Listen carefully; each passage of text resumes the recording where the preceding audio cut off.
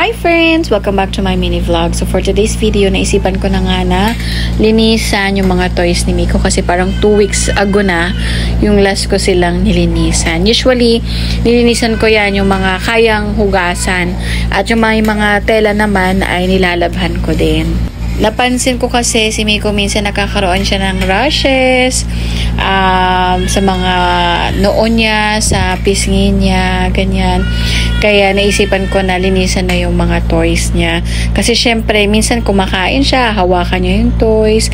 Umawak siya sa sahig, hawakan niya yung toys. So, syempre, hindi naman natin masabi kung may virus ba yan o bacteria na yung mga toys. Kaya, dapat nililinisan talaga natin regularly yung mga toys nila. Pasensya na kayo sa background, naiyak ng anak ko kasi nagmamaktol na inaantok na. At isa pa, hindi rin ako pala bili ng mga toys pala ni baby. Itong mga toys na ito ay usually regalo lang talaga sa kanya from bago pa siya ipanganak at bago siya mag 1 year old at nung nag 1 year old na siya. So, parang nanghihinayang din kasi ako kapag bibili ako ng toys para kay Miko. Kasi nga, ayan, tignan nyo. Wala ng kamay, wala ng paa, wala na ring baterya. Ito kasi nga, anak ko, grabe maglaro. Tinatapon-tapon niya kung saan yung mga toys, kahit saan sulok ng bahay namin dito. Kaya maganda dito, ayan, yung hindi masyadong sirain na toys sa kanya para kahit iba to niya, walang kamay, walang paa na mapuputol, ganyan.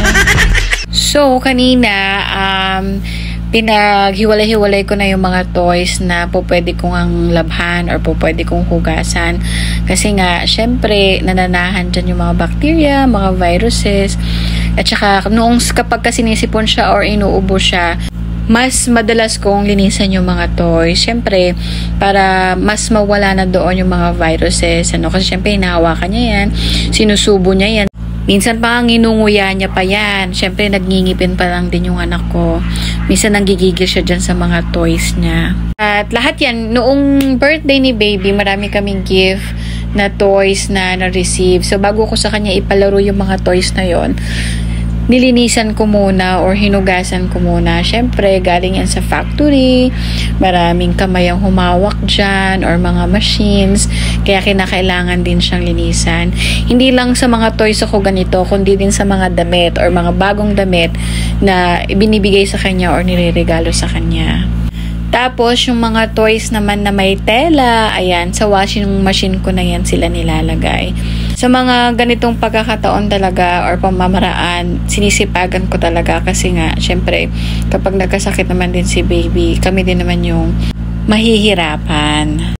So, ganyan lamang po kadali at kabilis linisan ng mga toys ni baby and hopefully, tayo kung meron din tayong mga baby sa bahay, kung pag may time tayo, linis-linisan natin yung mga toys nila para din po sa kanilang safety. So, after ko po maglinis ng toys, naisipan namin na mag-dinner na lamang sa Jollibee kasi nga araw-araw pagod talaga ang lola ninyo. Grabe. So, thank you very much for watching my video and I hope you learned something and ingat po kayo palagi. Have a great day.